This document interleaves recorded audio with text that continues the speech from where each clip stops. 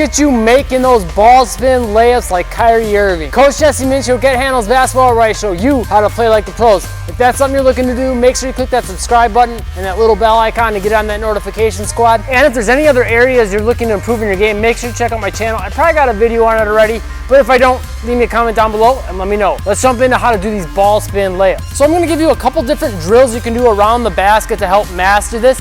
And then from there, all you'll want to do is take all these drills and start doing them more all the way to the hoop with a running start. It's the only thing you'll want to change. But there's a couple different main things you'll want to focus on, and there's 3 different main types of ball spin.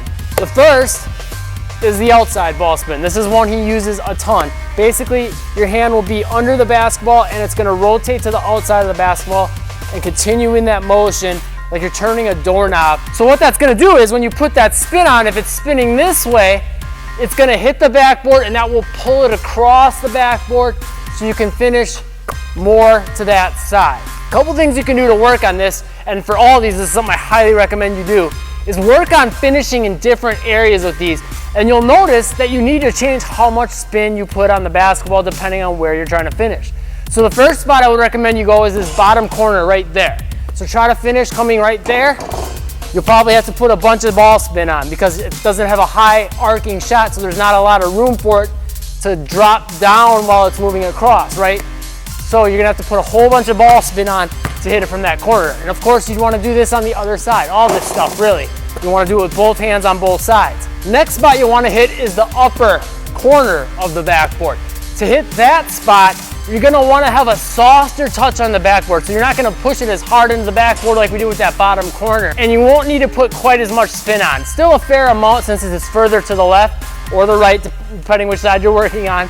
But you don't need to put quite as much spin on to get that finish to go in. That's gonna be one of the more challenging ones though, because it's gonna take a little while to get the feel for where you need to hit the backboard. The next spot you're gonna wanna hit is more inside the box. So this one's gonna be a little bit tougher because since you're putting ball spin on, typically this isn't a spot you would use a lot of ball spin type layups. But it can allow you to get a quick, tight shot in to the basket.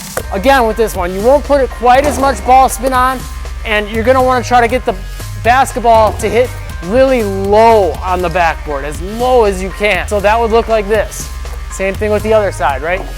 But as you'll notice, you get a nice soft touch on that. So if you're having a problem with missing layups, maybe they bounce around and they always fall out, putting a little bit of spin on could help you make a little bit more of those layups. Okay, before we get into the next drill, click the like button if you're digging the video so far. And if you haven't, click the top link in the description down below. That's 3 things that keep players from scoring more around the rim. This is an issue that affects pretty much every player I've ever worked with that I've trained. Those 3 things are keeping you from scoring a lot of points around the rim. You can just click that link, pop in your email. I'll send that to you instantly for free. This next ball spin layup is the more traditional, typical underhand ball spin. Now the thing to keep in mind with this one though, is that it's not just good for your typical regular layups, it's also really good for your reverse layups. So the first ball spin we did with the outside spin, that's one obviously a lot of players use for their reverse layup. But the more direct underhand, regular up and down ball spin isn't one that a lot of players think of or use. What we want to do with this is work on doing left hand on both sides of the backboard and right hand on both sides of the backboard.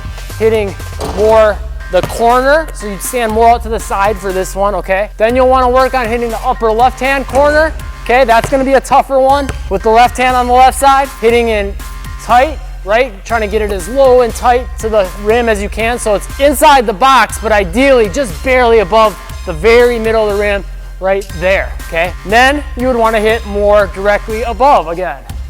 And then from there, you also want to work on left hand on the right side. Now, why would you want to get this down? Well, it's going to give you a different option as far as where you can finish, somewhere your defenders won't see coming. Because typically, again, if you use this outside ball spin, you're going to finish wide on the backboard, right? But if you go with the left hand on this side, ball spin's going to be going like this, right? Which means it'll carry the basketball this way when it hits the backboard. So what that allows you to do is to finish by hitting the backboard further on this side than when you normally would. So the defender won't see that coming, and it'll give you a different option, a different way of finishing, and get that real tight to the hoop type of finish. And then of course you would work on all this stuff on the right side as well, right? Right hand coming to the corner on the bottom, right hand, right side more on the upper corner, right hand, right side real tight, Right hand, right side, high above the backboard, and then right hand, left side. Again, trying to finish closer to the middle of the hoop. Okay, this last one is one of the more challenging ones. Kyrie doesn't do this one a ton, but he will break it out from time to time, and it'll give you a crazy sick finish. It's the inside ball spin. Your hand's gonna come from more behind the basketball. You could start with it under, but you'll find it probably works better with your hand more under the basketball from the backside like this, not like this. And then from there, you're gonna rotate your hand to the inside of the basketball and continue that motion, put spin on. As you can probably guess already, that spin will pull it across the backboard to the other direction. So for this one, I would try to hit like right about the middle point of the box as far as height, just outside of the box on the right side with the left hand. Okay, so it look kind of like that. You're gonna have to put a bunch of spin on to get it in though. If that's too difficult for you, you can try to position yourself a little more to this side and then work on